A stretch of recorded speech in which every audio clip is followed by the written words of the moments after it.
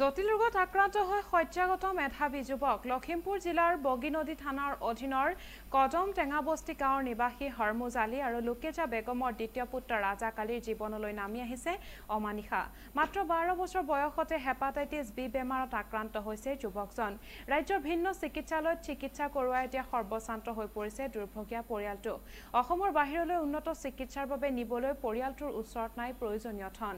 দল সংগঠন অনুষ্ঠান প্ৰতিষ্ঠান চৰকাৰ প্ৰশাসনে সহায় কৰিব বিচাৰিলে উত্তৰ লখিমপুৰ ভাৰতীয় ষ্টেট বেংক শাখাৰ ৰজা কালিৰ নামত থকা 3805973629 নম্বৰ অথবা IFSC CVI নং হৈছে 001696 অথবা 7577938620 আৰু 9954887504 নম্বৰত যোগাযোগ কৰিব পাৰে।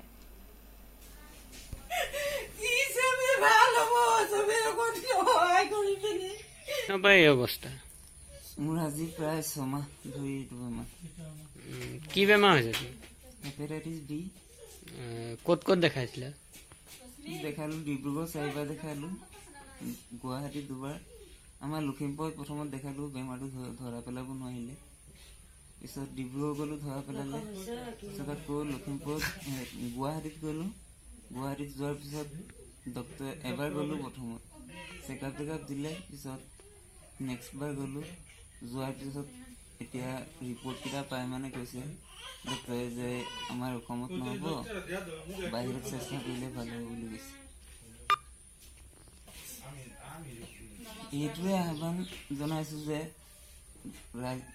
দল সংগঠনৰ ৰাইজে যাতে মোক কিবা এটা সহায় কৰে। আমাক তুমি কোনটো শ্ৰেণীত পঢ়ি আছিলা? মই ক্লাছ 10ত মেট্ৰিক দিলো। মেট্ৰিক দিয়া আজি 1 বছৰ হয়। ৰিজাল্ট পাইছিলা? ৰিজাল্ট পাইছিল, ভাল হৈছে। হয়। এতিয়া তোমাৰ অনাগত দিনত তোমাৰ কলেজত পঢ়িব মন আছে নে? আছে।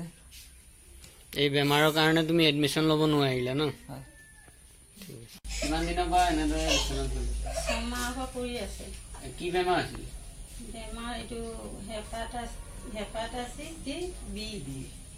সেই বেমাৰটো হৈছে ডিব্ৰু ঘৰলৈ 4বাৰ নিলো, গুৱাহাটীলৈ 2বাৰ নিলো। ল'ৰাটো ভাল হোৱা নাই। লখিমপুৰ ডক্টৰক দেখালো, কোন ডক্টৰে ভাল হোৱা নাই। এতিয়া মই এইখিনি কৰিছো, গোটেই পৰিয়ালৰ পৰা গাঁৱৰ পৰা পইচা উঠাই মই এইখিনি কৰিলো। এতিয়া ল'ৰাটো ভাল হোৱা নাই। এতিয়া বাহিৰলৈ নিবলৈ কৈছে। এতিয়া মই বাহিৰলৈ কি দি নিম? মই একেবাৰে দুখীয়া মানুহ, হাজিৰা কৰি খাওঁ। দিনটোত হাজিৰা কৰি এমুঠি ভাত পাওঁ, নহ'লে নাপাওঁ, তেনেকুৱা অৱস্থা হৈ আছে।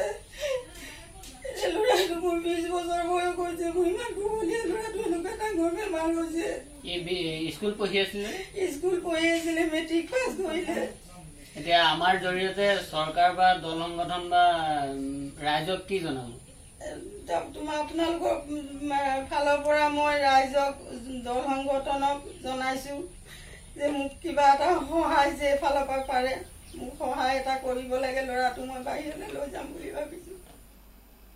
গহপুৰৰ ব্ৰহ্মপুত্ৰ